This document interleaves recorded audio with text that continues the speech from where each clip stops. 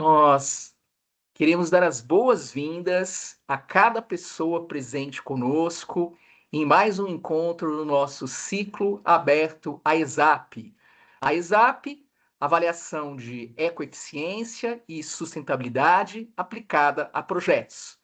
As pessoas costumam perguntar, então, esse projeto é de extensão universitária, uma atividade voluntária de todos nós envolvidos, que nasceu no ano de 2021 como uma espécie de desdobramento de uma disciplina de mesmo nome que eu venho ministrando no programa de pós-graduação em saneamento, meio ambiente e recursos hídricos aqui da Universidade Federal de Minas Gerais.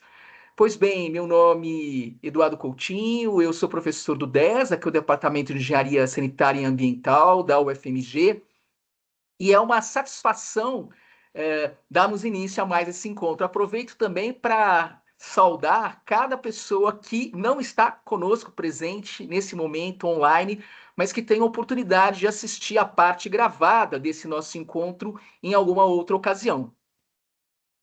Esse projeto nosso, Ciclo Aberto ESAP, ele tem diversos objetivos, né? Evidentemente, essa interação da comunidade acadêmica, da universidade, com todos os setores da sociedade, procurando divulgar, não é? Repercutir temáticas ligadas à sustentabilidade na realidade brasileira e no contexto internacional, nos mais diferentes cenários. Dentre os objetivos, né, nós produzimos um conteúdo audiovisual, original, atualizado, que é disponibilizado gratuitamente para todos os interessados. A equipe responsável que está por trás, né, da organização, da realização desse ciclo de encontros. Então, a gente pode destacar Jomara Nogueira, da Diretoria de Gestão Ambiental da UFMG, que costuma estar presente conosco sempre que possível.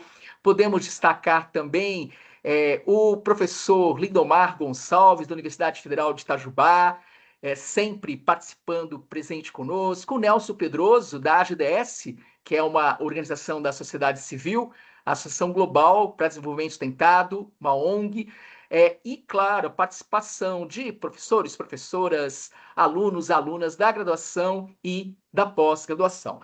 Eu aproveito destacar, né, nesse momento, que nessa época aqui de setembro para outubro, é a ocasião de aniversário do nosso projeto. Ou seja, estamos completando 4 anos de atividades ininterruptas, né, com uma série de encontros aí, cujos vídeos estão disponíveis. Bem, vale reforçar o convite, quem não teve oportunidade de participar do encontro do mês passado, do mês de setembro, tivemos, né, esse tema de alta relevância, totalmente atual, que é a COP30 no contexto climático e geopolítico global, com a presença do Carlos Bocui, um especialista, não é, na temática da PROAN. Contamos como comentarista com a Arícia Dantas, aqui do Programa de Pós-Graduação em Saneamento, Meio Ambiente e Recursos, que desenvolve uma pesquisa ligada a essa temática de clima, né? De mudança climática. Então, vale a pena conferir no nosso canal no YouTube a parte gravada desse encontro. Aproveitamos, como sempre, anunciar o tema do encontro do mês seguinte, que ocorrerá no dia 26 de novembro e será o último encontro do ano e da temporada, não é? Com a professora Sandra Gonçalves. Ela é coordenadora do projeto Ouro Azul, com o tema Água, um tesouro a ser preservado, recuperação de nascentes. Então, é uma ação local, replicável, na cidade de Curvelo, interior aqui de Minas Gerais, e poderemos, enfim, com muita alegria, conhecer as ações desse projeto, que inclusive conta com a participação de um grande número de adolescentes, de alunos da rede pública. Finalmente, conforme divulgado, conforme anunciado, esse nosso encontro de outubro tem por tema biocombustíveis líquidos e sustentabilidade, pois as nossas convidadas desse encontro, Cristiane de Andrade Monteiro, como palestrante da Agência Nacional de Petróleo, gás natural e biocombustíveis. É uma grande alegria, Cristiane, sabendo da sua agenda muito, muito concorrida, o seu pronto aceite, a sua presença conosco aqui, para partilhar um pouco da sua experiência. Você que tem uma trajetória muito robusta na área de energia e aproximadamente 20 anos de atuação profissional na própria ANP. Então, é uma alegria muito grande contar com a tua presença aqui. Igualmente, como convidada, a gente conta com a professora Helen Rocha, da Universidade Federal do Vale do Jequitinhonha e Mucuri, que justamente, engenheira química, assim como nós, Cristiane e eu, vem atuando, né, na área de energia com ênfase em biomassa e que certamente vai poder contribuir bastante como comentarista nas discussões aqui do nosso encontro. Eu aproveito destacar que o mini currículo de ambas as nossas convidadas, além de terem sido divulgados no convite, né, para o evento, ele também se encontram disponíveis, publicados no portal UFMG Sustentável, né? Enfim, a plataforma institucional que costuma divulgar as atividades em prol da sustentabilidade na universidade e eventos correlatos. Para quem está vindo pela primeira vez, principalmente, não é rapidamente aqui a dinâmica do nosso encontro. Então, estamos nesse breve momento de abertura, de boas-vindas, não é? E a gente vai iniciar em instantes a palestra com a nossa convidada, Cristiane, que é superintendente, não é, na ANP, justamente da área de biocombustíveis e qualidade de produto. Cristiane terá aproximadamente 30 minutos sem interrupção para fazer a sua explanação. Na sequência, eu vou passar a palavra para a nossa convidada, a professora Helen, como comentarista, que tecerá suas contribuições em torno de 10 minutos. Ao final das palavras da professora Helen, finalizaremos a primeira parte do encontro, finalizaremos a gravação e, de modo intencional, a segunda parte do encontro não é gravada, ficaremos todos nós totalmente à vontade para interação, né?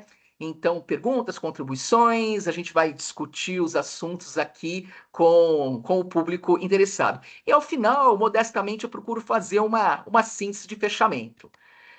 Bem, o pessoal que acompanha esse nosso ciclo de encontros sabe que eu venho utilizando há muitos anos mesmo, né? Esse símbolo, na verdade, é o símbolo do infinito, né? Que é uma letra do alfabeto grego, para destacar o convite, a importância de a gente estar presente no aqui e no agora, que é a realidade que realmente existe, não é? Então, ainda mais em modalidade online, assim, virtual, que a gente possa evitar dispersar nossos pensamentos, ora para o passado, ora para o presente, e nutrir uma qualidade de presença nesse nosso encontro. Pois bem, eu vou falar agora, né, ao compartilhamento da tela, novamente agradecendo aos nossos convidados, agradecendo o público que está ingressando, e passo a palavra para Cristiane Monteiro. A palavra é toda sua, Cristiane. Fica à vontade. Obrigada, Eduardo, obrigada a todos. É realmente uma satisfação estar aqui. É uma oportunidade sempre importante, né? Uma oportunidade importante de trocar um pouquinho com o público em geral sobre o trabalho que a ANP vem fazendo nesse tema, biocombustíveis líquidos e sustentabilidade. A agência onde eu trabalho, a ANP, ela veio trocando de nome ao longo do tempo, desde a criação. Começou como Agência Nacional do Petróleo, passou a Agência Nacional do Petróleo e Gás Natural, a Agência Nacional do Petróleo, Gás Natural, Biocombustíveis, e agora, embora não tenha trocado de nome, está recebendo novas atribuições, a maioria voltada para essa pauta tão importante de sustentabilidade, descarbonização, né? A gente está recebendo aí, dentro da nossa esfera de competências, o hidrogênio de baixa emissão, uma série de programas e políticas de descarbonização que vieram no âmbito da Lei Combustível do Futuro, que foi aprovada no segundo semestre do ano passado. Eu vou falar um pouquinho sobre ela aqui.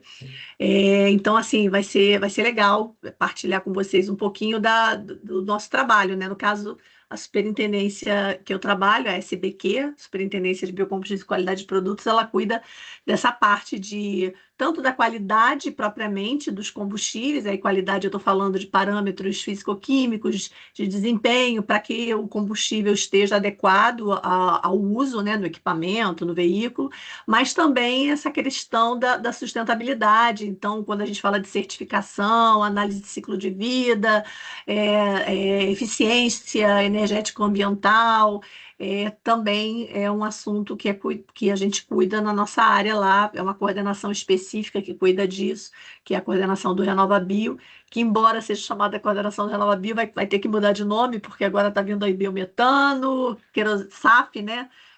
Querosene de aviação sustentável, diesel verde, enfim, não para de crescer a quantidade de atividades aí que a gente tem pela frente, tem que colocar de pé, né? Deixa eu passar aqui, passou a página? Perfeito, Cristiane. Pode seguir.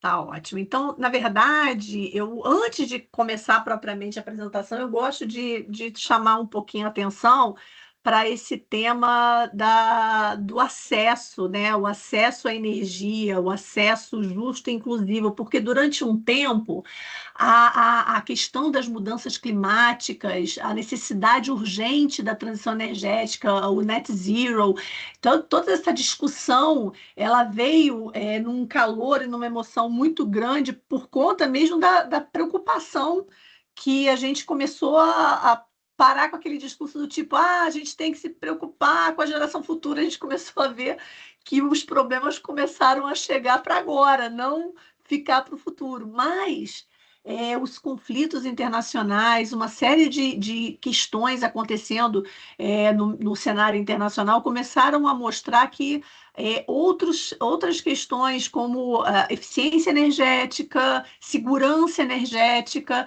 tinham que estar junto na hora de se discutir transição energética e para que fosse uma decisão mais consciente e justa, porque quando a gente fala de transição, quando a gente fala de migração de uma fonte fóssil para uma fonte renovável, a gente precisa de tecnologias e muitas vezes tecnologias ainda não disponíveis e um custo alto para acontecer, para que essa migração aconteça.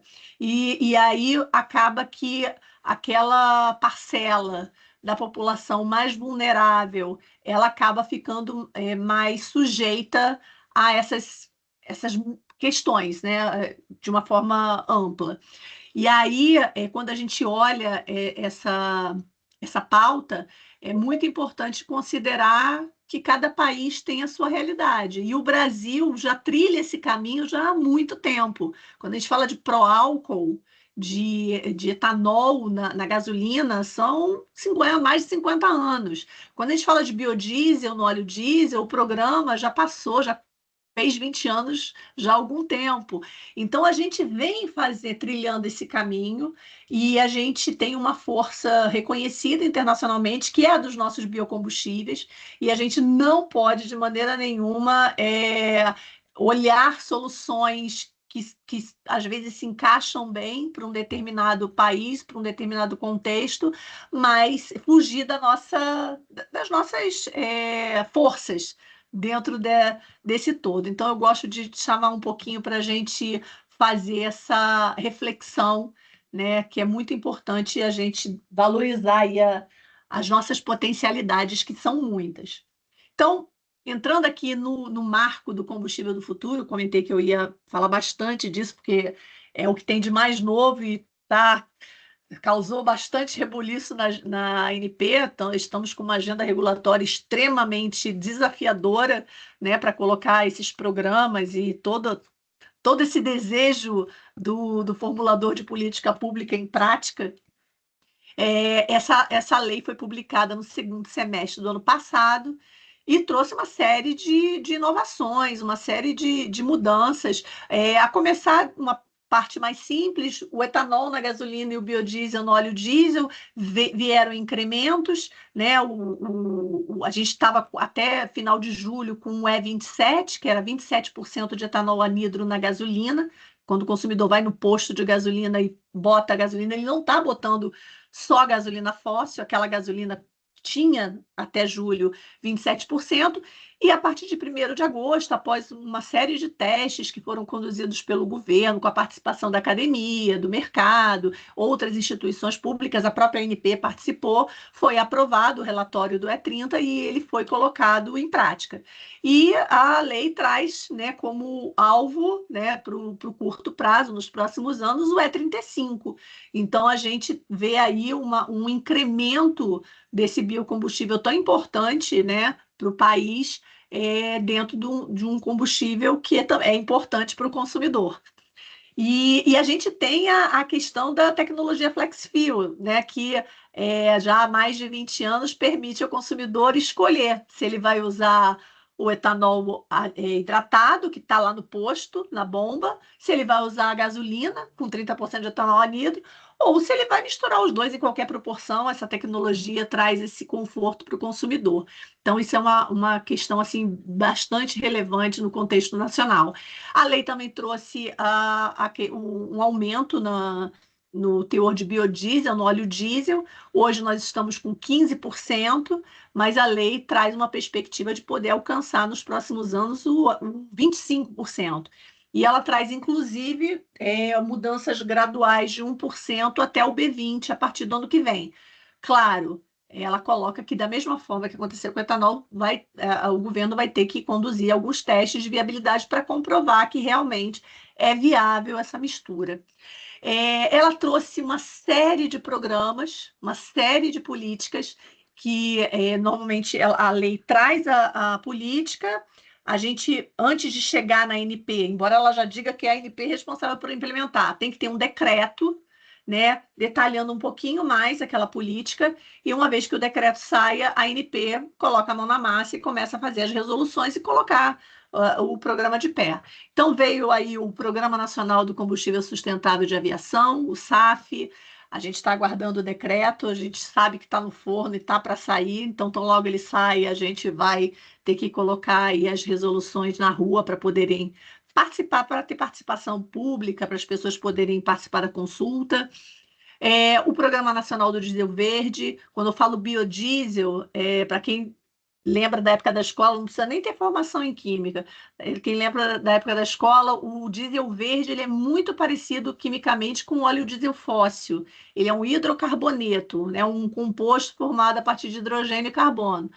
Já o biodiesel, que é o que a gente tem há mais de 20 anos aí, há mais ou menos 20 anos, no nosso óleo diesel, ele é um composto um pouquinho diferente. Ele tem, além do hidrogênio e o carbono, ele também tem oxigênio na composição, então ele tem uma diferençazinha aí de perfil, de qualidade, mas ele já está plenamente introduzido na matriz de transportes brasileira. A gente vai aguardar um decreto dizendo como efetivamente vai ser essa política. Vai vir um marco com mandato, como foi com o biodiesel?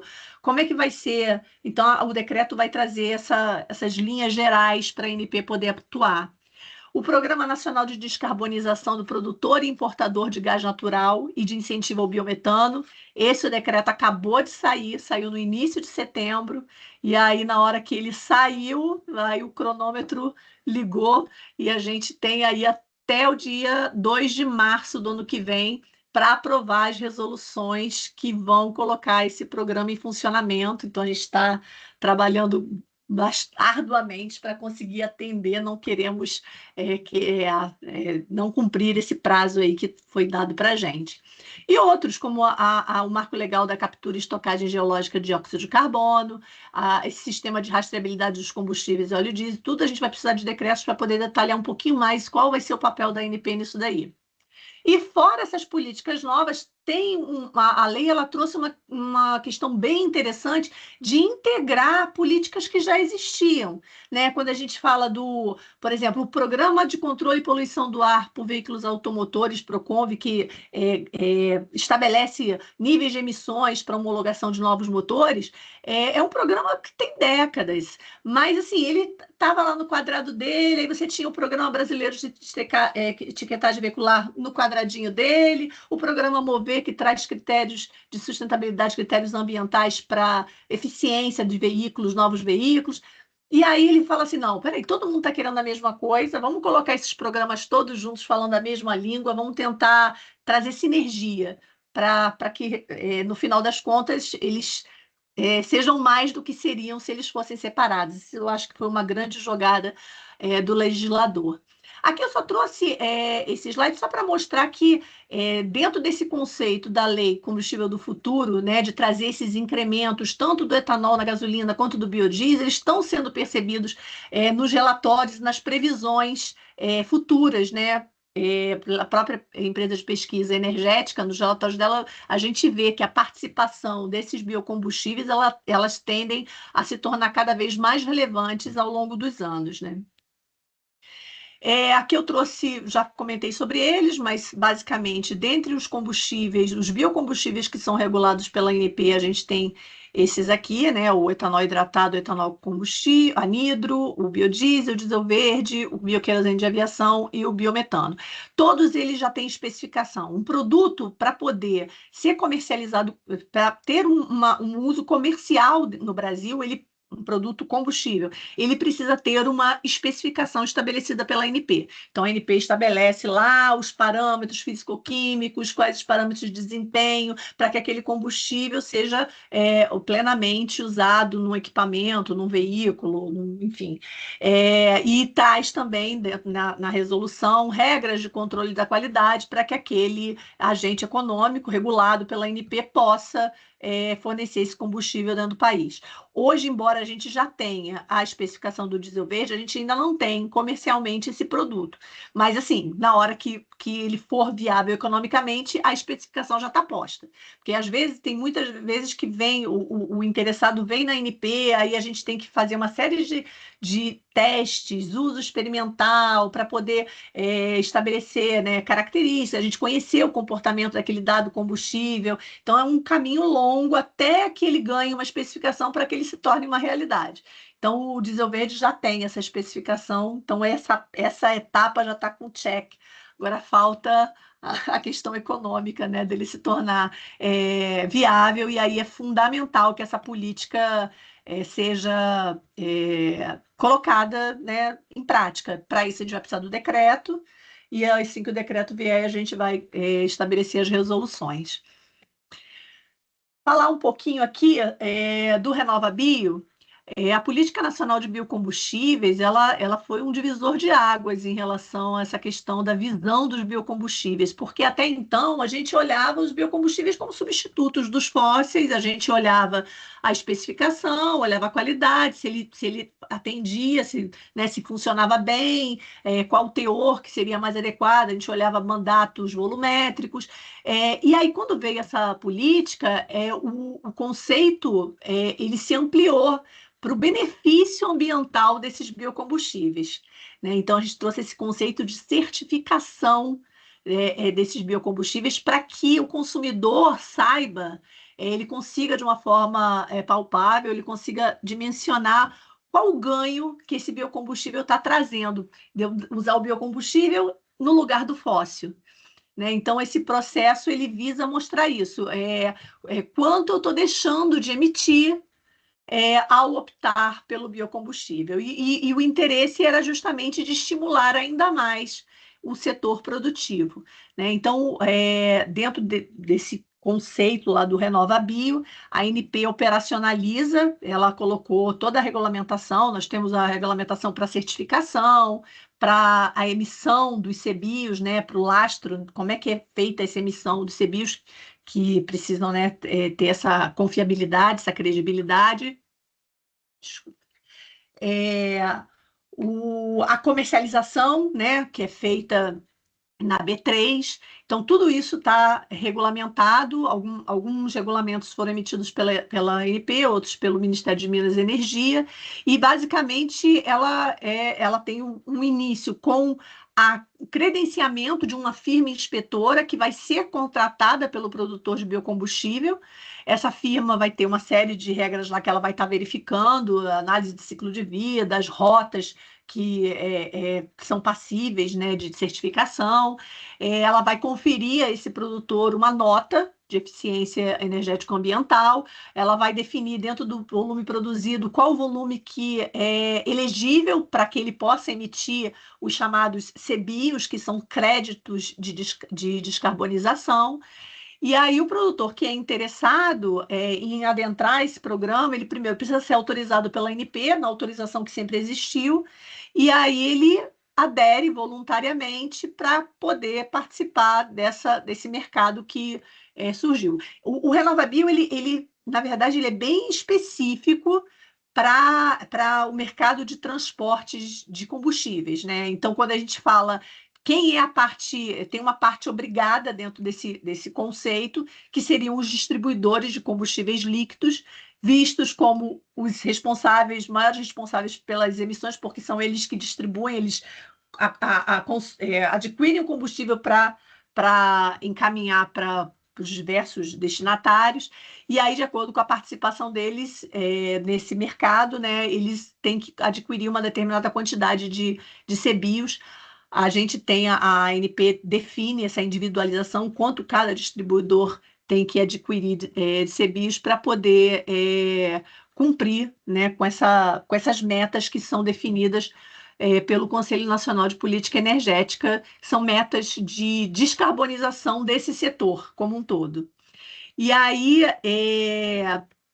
quando a gente fala de CBIO, né, um CBIO seria mais ou menos, seria comparável quando eu compro um CBIO, adquiro um CBIO, eu estou deixando de emitir 1 tonelada de gás carbônico. Como é que eu faço isso? A firma inspetora, na hora que ela dá aquela nota, ela faz a comparação no processo produtivo daquele produtor e como é que seria, né, a análise lá desde do momento que ele foi produzido até o momento que ele foi queimado, e ela compara com o fóssil. Então, ela olha lá o etanol, ela compara com a gasolina, ela olha o biodiesel, ela compara com o óleo diesel. E essa diferença é justamente quanto deixaria de ser emitido se você estiver prestigiando o biocombustível. Então, um programa muito particular desse setor, mas é um exemplo de sucesso, embora tenha uma série de questões ainda sendo discutidas no governo, até no âmbito judicial, em relação a questionamentos se é ou não é crédito de mercado de carbono, mas, de fato, olhando, né, a história do RenovaBio, acredito que tenha muito mais ganhos, lógico, sempre tem espaço para aprimoramentos que estão sendo discutidos no âmbito do governo, mas os ganhos desse programa, como um exemplo para vários outros setores, eles são inquestionáveis. Aqui eu mostro um pouquinho como é que funciona isso, né? Primeiro, a parte da emissão, o produtor é certificado, quando ele é certificado, ele recebe essa nota, esse volume, né, que ele pode emitir os CBIOs. Com a nota fiscal, ele entra numa plataforma que a gente chama de plataforma CBIO, onde há uma checagem dessa nota fiscal para a gente poder ter esse lastro, para a gente poder emitir e ter credibilidade esse certificado. Aí esse CBIO ele é checado, é o SERPRO que faz esse trabalho, e aí ele entra no mercado financeiro, né? Então, a gente não está mais do poço à roda, né? A gente está da semente ao mercado financeiro, né? E aí lá ele é negociado e os distribuidores, que são as partes obrigadas, adquirem esses CBIOs. Para outros agentes também podem adquirir, mas na prática quem mais adquire esses CBIOs são os distribuidores que precisam cumprir as metas que são estabelecidas, as metas globais pelo Conselho Nacional de Política Energética, e são desdobradas em metas individuais pela ANP. Então, aqui trazendo alguns números desse programa, desde o início dele, se a gente for considerar aquilo que eu falei da diferença entre o biocombustível e o fóssil, a gente já teria deixado de emitir mais de 189 milhões de toneladas de gás carbônico, se a gente considerar os números, né? Grandes números desse programa. Hoje, das usinas que a gente tem autorizadas de etanol, cerca de 80% são certificadas. No caso do biodiesel, 71%. E no caso do biometano, é um valor menor, até porque o biometano está dentro, mas quando a gente fala de veículos movidos a gás natural, é uma participação muito pequena, né? Então, ele acaba não refletindo. Por isso que a gente vai ter agora esse programa específico de incentivo do biometano, que é o que eu acabei de falar que a gente vai estar regulando, que vai ter assim, um foco muito grande em desenvolver esse setor produtivo que é visto de forma muito estratégica para o país, né? Mas aqui eu estou falando de combustível líquido, eu não estou falando de biometano de gás natural. Mas, enfim, aqui eu trouxe alguns números da nossa produção de biocombustíveis. Então, são números expressivos. O país é um país de dimensões continentais, né? Uma população relevante, então são volumes bastante expressivos. Quando a gente olha as matrizes energéticas em termos mundiais, o Brasil já nem está mais nem primeiro, nem segundo, nem terceiro colocado em termos de participação das renováveis na matriz energética, mas certamente quando você compara volumes, ele fica muito, muito disparado na frente em relação aos primeiros colocados. Aqui, só para mostrar aqui, que além daqueles biocombustíveis que a gente regula, tem uma série de combustíveis fósseis que também estão dentro da nossa atribuição. Então, é muito trabalho, né? Mas a gente gosta do que a gente faz. Como eu comentei, a gente não só especifica esses produtos como sendo um dos requisitos fundamentais para que ele se torne comercial, mas a gente também é a porta de entrada para novos combustíveis, né? Então, quando existe a possibilidade de um novo combustível, ele tem algumas etapas para a gente conhecer. No caso do biodiesel, ele não é novo, mas a gente já vem fazendo uso dessa regulamentação voltada ao uso experimental e ao uso específico do biodiesel desde o início, desde lá de 2005, 2006, a gente já fazia muitas autorizações de testes, e aí as composições variam, né? É o B20, é o B30, é o B50, é o B100. Então, mesmo a gente hoje já estando com B15 num volume considerável, considerando a participação do óleo diesel no mercado nacional, ainda assim há muitos pedidos de autorização para testar outras misturas. Então, a gente está sempre conferindo essas autorizações em frotas, empresas, né, que têm esse interesse, empresas grandes, às vezes, que querem é, é, atuar nos inventários de emissões delas, então elas vêm com essas propostas de substituição dos combustíveis fósseis, elas apresentam esses pedidos para a gente acompanhar. Então, são dois níveis de uso: o uso experimental, que é um pouquinho mais controlado, muito mais relatórios e informações que eles têm que passar para a gente. E no caso do biodiesel, a gente tem essa figura do uso específico, que aí é só para o biodiesel. O experimental pode alcançar outros combustíveis, mas no específico só o biodiesel, que aí é um uso que ainda não é comercial, mas ele é um pouco mais liberado. A gente já está com conforto daquela mistura, aquele determinada empresa já testou, e aí a gente alarga um pouquinho o volume, quantidade de veículos, para eles usarem sem prazo. Ao contrário do experimental, é uma ferramenta bem importante para a gente conhecer o comportamento desses combustíveis. E isso também acontece na navegação. Quando a gente fala de transporte aéreo e marítimo, existe uma pressão muito grande pela descarbonização, né? Então, no aéreo, a gente está indo lá pela rota lá do SAF, tem as iniciativas, a ANAC a gente está trabalhando muito forte junto com a ANAC está conduzindo, está liderando bastante essa discussão. E no caso da navegação, o que a gente tem visto é uma afinidade em relação a esses biocombustíveis, não como um fim, mas como um meio, porque muitos órgãos internacionais, empresas veem amônia, metanol derivado do hidrogênio, vem uma série de soluções, uma série de tecnologias que estão sendo discutidas, mas algo ainda muito para frente. E o biodiesel está posto, ele está pronto, ele tá disponível e ele é uma realidade para agora.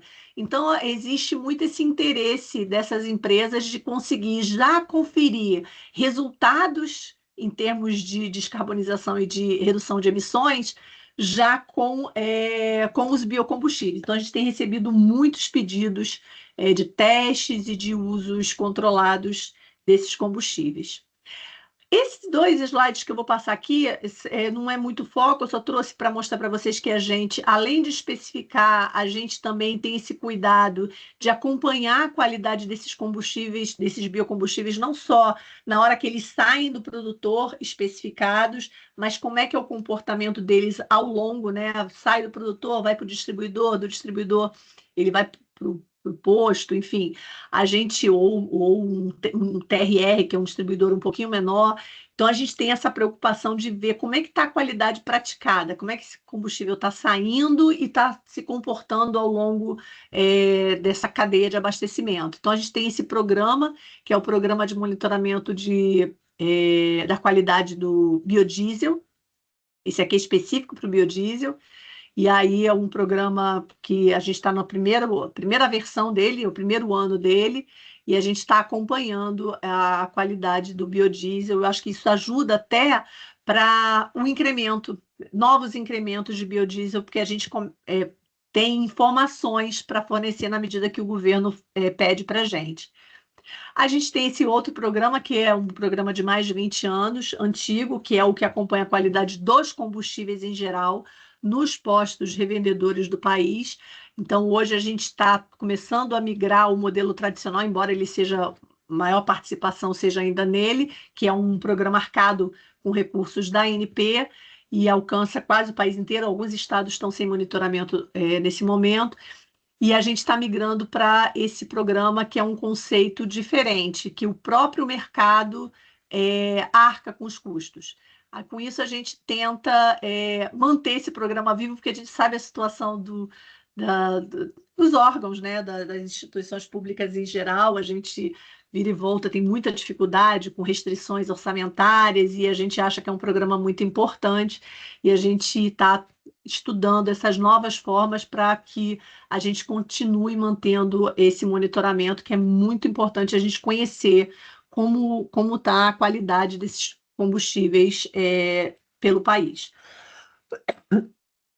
E, brevemente, só para vocês terem uma noção do que é a nossa agenda regulatória para esse e para o próximo ano, são muitas ações, algumas já foram concluídas, né? A resolução de certificação lá no âmbito do RenovaBio, que foi publicada esse ano, a resolução que viabilizou o E30 também foi publicada esse ano, a do JET, né, do querosene de aviação, a gente teve uma audiência pública esse mês e a gente deve estar, já está conduzindo já os trâmites internos, em breve a gente vai publicar também, e outras tantas resoluções que vão estar no slide, depois eu vou compartilhar com vocês, para justamente entregar para a sociedade toda essas regras que são importantes para garantir o bom funcionamento desses mercados.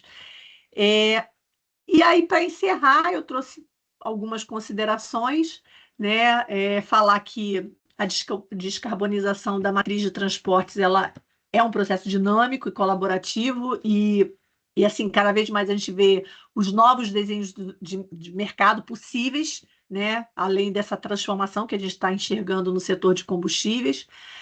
A gente vem atuando em várias frentes, são comitês técnicos junto com o governo, colaborações internacionais, acordos, ACTs que a gente estabelece para poder assegurar, né, a modernização da nossa regulação, a implementação das políticas públicas, né, relacionadas à transição energética e à descarbonização.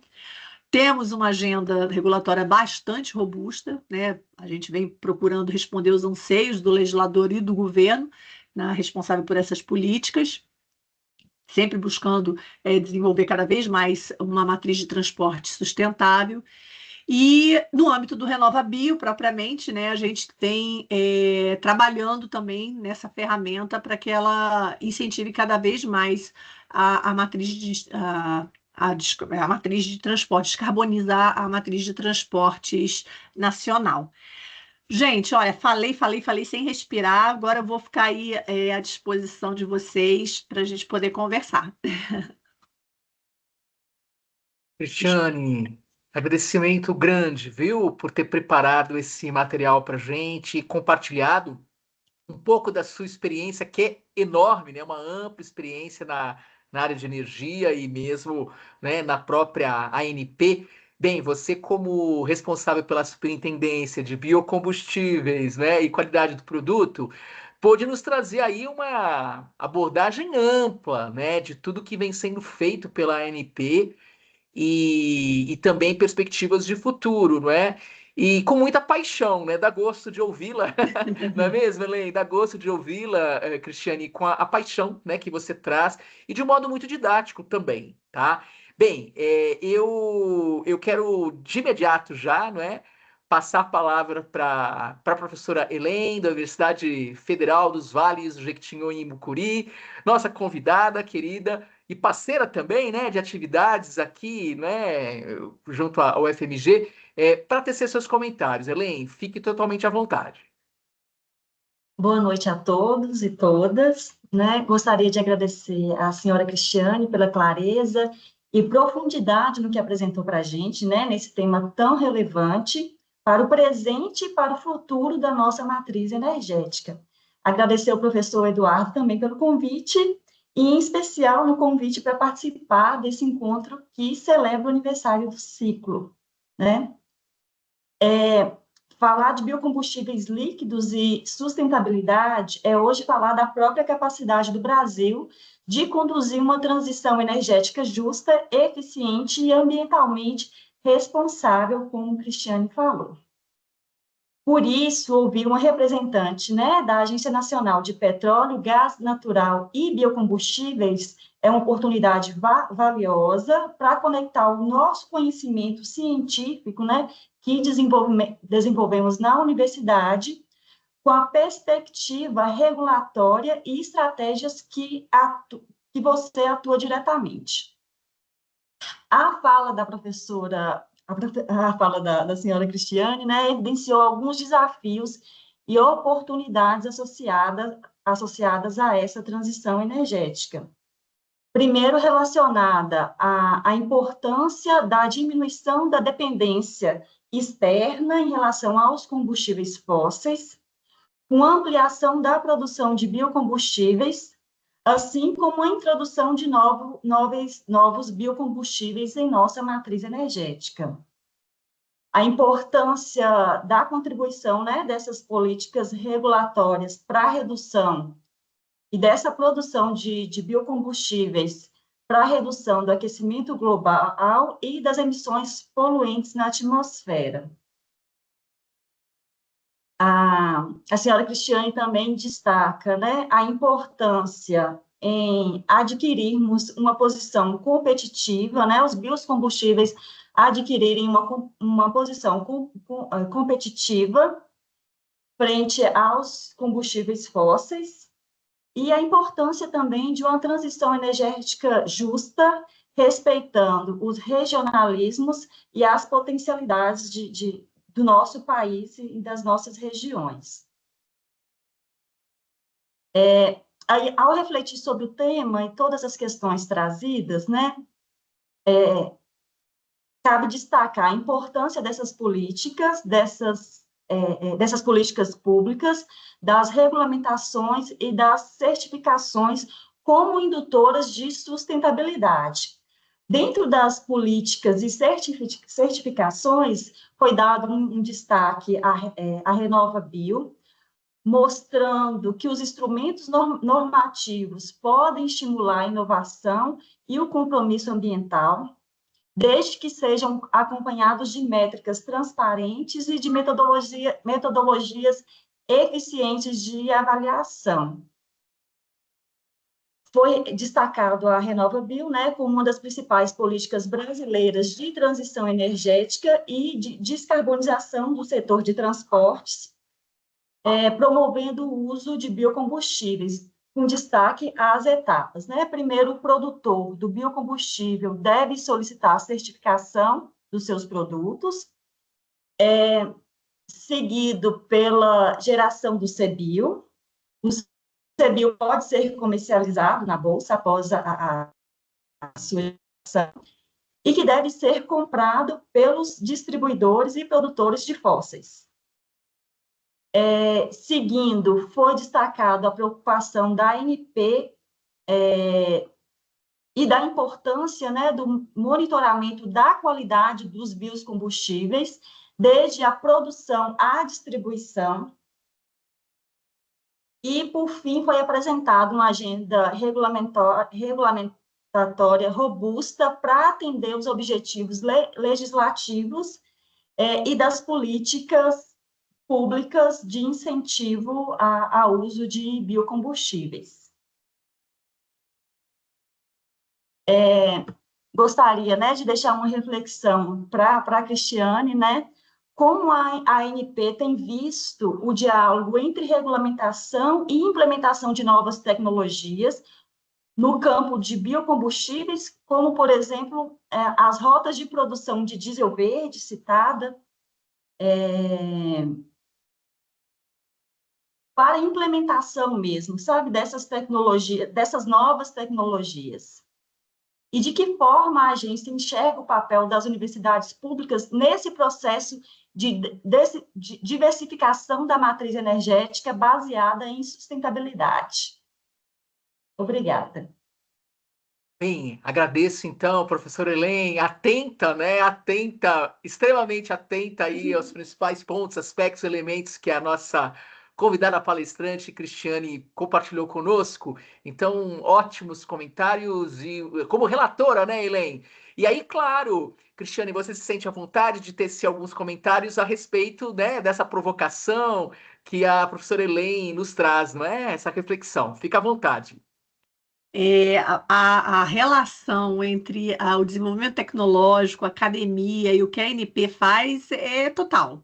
A gente tem uma superintendência na ANP, que é a Superintendência de Tecnologia e Meio Ambiente, que ela trata dos recursos oriundos de uma cláusula muito importante que tem nos contratos de exploração e produção de petróleo, que ela, segundo essa cláusula, os campos produtores de maior produção, né, de maior produção, eles têm que destinar 1% da margem bruta para projetos de desenvolvimento tecnológico, para pesquisa e desenvolvimento. E essa superintendência, ela cuida da gestão desses recursos.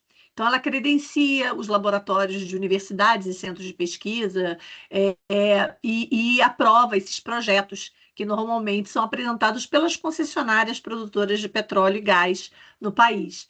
E o que eu posso dizer é que, assim, nos últimos anos, a participação de projetos voltados para a questão de sustentabilidade, descarbonização, transição energética, hidrogênio, tudo que é relacionado é absurdamente crescente, né? Quando você olha assim, você vê uma curva muito acentuada de crescimento desses projetos. Então, assim, a gente já vê a importância que é dada, né? Olhando o fóssil desenvolvendo a transição, né? Apoiando, suportando, financiando a transição. Então, assim, esse é um dos exemplos. Quando você tocou especificamente no diesel verde, hoje, para mim, o diesel verde é muito mais uma questão de viabilidade econômica, porque ele precisa, assim como o biodiesel, o etanol, tiveram mandatos para trazer uma segurança, né, de, olha, eu vou investir, mas eu vou ter um mercado. Eles tiveram uma política pública muito forte, estável, ao longo de muito tempo. O diesel verde, sozinho, pela questão mesmo do custo de produção, talvez ele não vá conseguir se tornar uma realidade sem essa política. Eu acho que isso é claro na medida que você vê que a gente já tem essa resolução que especifica o produto já há alguns anos e até hoje a gente não tem uma gota desse produto no país. Então, assim, a política, a lei do combustível do futuro, ela enxerga isso e ela sinaliza, embora o decreto regulamentador ainda não tenha vindo, ele virá, né? E eu imagino que no momento que ele vier, vai vir essa segurança para que interessados possam desenvolver esse combustível para ter mais essa opção dentro da nossa matriz de transportes. Acho, eu não sei, ficou faltando alguma coisa? Eu consegui responder? Eu faço questão de comentar, sim, que a gente vai passar para a segunda parte do nosso encontro, né, para discutir, enfim, inclusive contando aqui com a interação do público, né? Bem, nesse momento, me ocorre comentar, não é, o quão estratégico, né, para o país, sem dúvida alguma, é esse trabalho que a ANP vem desenvolvendo, né? Quando a gente fala em sustentabilidade, pensando numa integração efetiva, né, de perspectivas técnicas, econômicas, sociais, ecológicas, territoriais, não é? Governança, enfim. É algo que é um conceito extremamente complexo, né? A forma como a gente costuma abordar aqui na universidade com os alunos da graduação e da pós-graduação, né? O conceito e a prática da verdadeira sustentabilidade, não é? Então a gente percebe como toda essa ação ela busca estar alinhada, né? Essa integração dessas diversas perspectivas e o quanto temos para avançar, né? Bem, em encontros anteriores aqui deste nosso ciclo, né, do ciclo aberto à ESAP, a gente vem trazendo esses temas, não é? Aproveitamento de biomassa, a questão de transição energética, descarbonização. Então, esse encontro nosso aqui, como o Helen bem trouxe também, comemorando, né, os 4 anos do projeto, vem trazer uma grande síntese, né, a respeito de todas essas questões, né?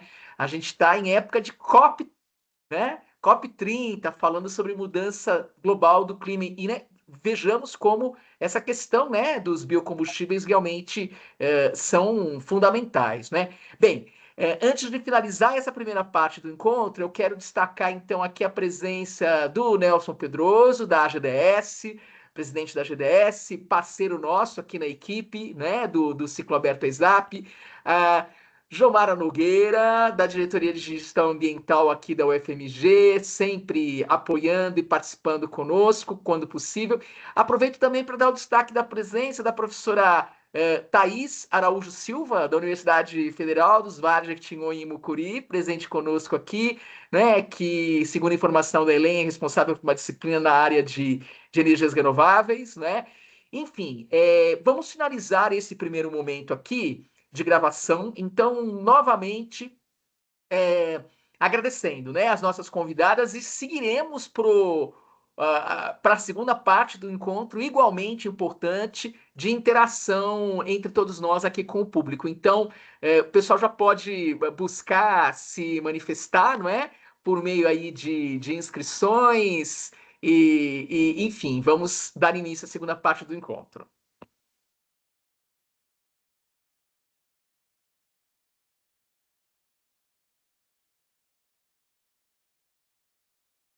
Muito bem. Gravação finalizada, certo? E a intenção, gente, dessa segunda parte aqui sem gravação, é justamente para a gente ficar bem à vontade, né? Ficarmos bem à vontade com perguntas, com dúvidas, com contribuições, pois então o microfone está aberto.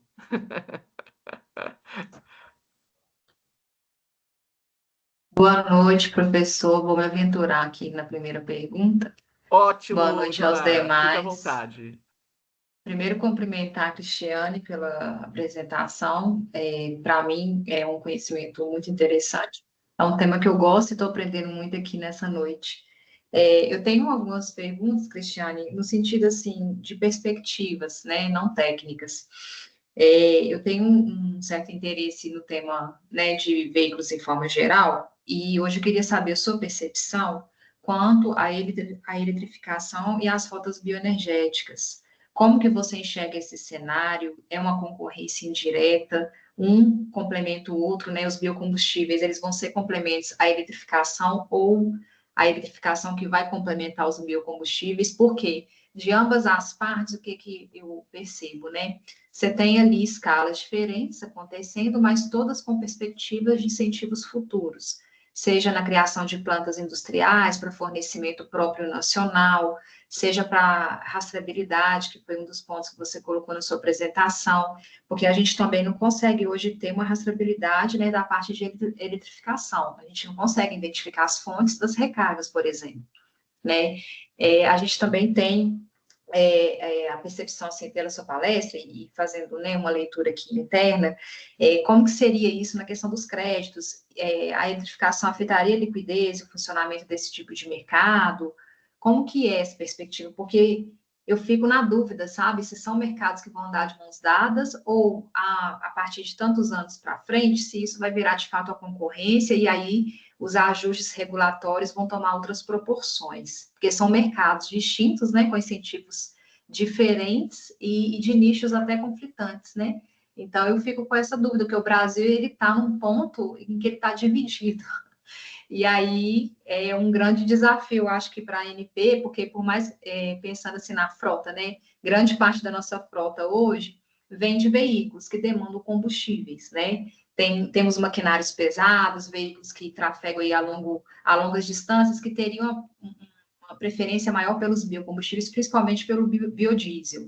Mas a gente tem uma parte da frota, flex, por exemplo, né, que é etanol aí, e gasolina, que é 80% do que circula hoje nas nossas rodovias. E aí, uma forma dos biocombustíveis participar da transição energética junto com a eletrificação, porque a gente sabe que a eletrificação foca justamente nos veículos de menor porte, por enquanto, né? Então, eu fico me perguntando, sempre é o por enquanto, e daqui a 10